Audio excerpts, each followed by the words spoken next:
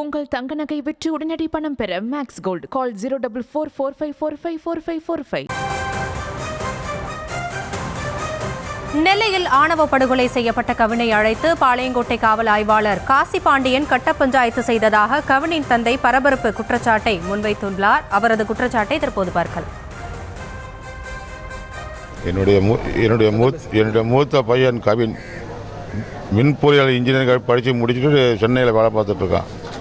17 ஆண்டு காலம் காதலிச்சா ஒரு பொண்ணு, வேறு மாட்டு சமூகத்தை பொண்ணு என் காதலிச்சு அவங்க திருப்பி அதுக்கு பிறகு தான் ஜாதி என்னென்னா தெரிஞ்ச போது என் பையனை அவங்க வீட்டிலேருந்து ரொம்ப மிரட்டிருக்காங்க. இந்த பாளையங்கோட்டை இன்ஸ்பெக்டர் காசி பாண்டியன் என் பையனை இந்த கொலை பண்ணதுக்கு முன்னாடியே ஒரு 20 நாளைக்கு முன்னாடி என் பையனை இந்த கையை காலை ஒடிச்சு விடுவேன் அப்படின்னு ரொம்ப மிரட்டியிருக்கான். என் பையன் என்கிட்ட சொல்லவே இல்லை.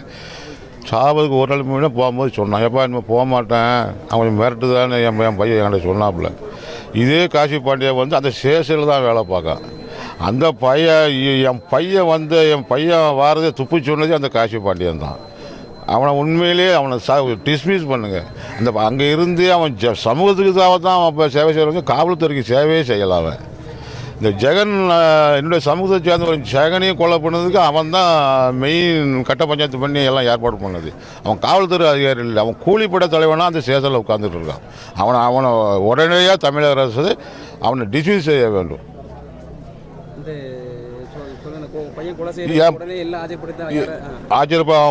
ஆஜர்படுத்துன்னு அவன் தலைமையில் தான் ஆஜர்படுத்தினது.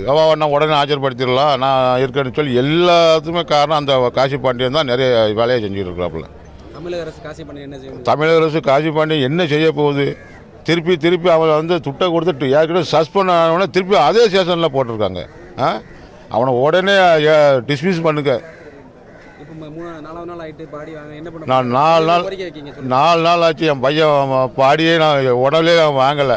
இது தமிழகத்தில் யாருமே கலெக்டரோ ஆர்டிஓ யாருமே வரல. சும்மா ஏதோ சொந்த பந்தங்கள் தான் போயிட்டு இருக்கு. சில அரசியல் கட்சிகள் வருது. சரி, அவங்க ஆறுதல் தானே சொல்லிட்டு போக முடியும். போராட்டமும் பண்ணி பார்த்தாச்சு.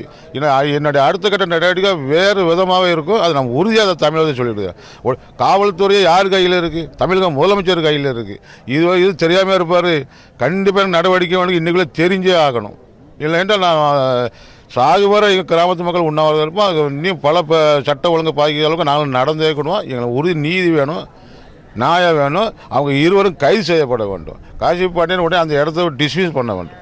இது என்னுடைய அப்புறம் ஆமாம், அது வரைக்கும் என் பையன் உடலை வாங்கவே மாட்டேன்.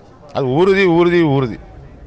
உங்கள் தங்க நகை விற்று உடனடி பணம் பெற மேக்ஸ் கோல்ட் கால் 04445454545.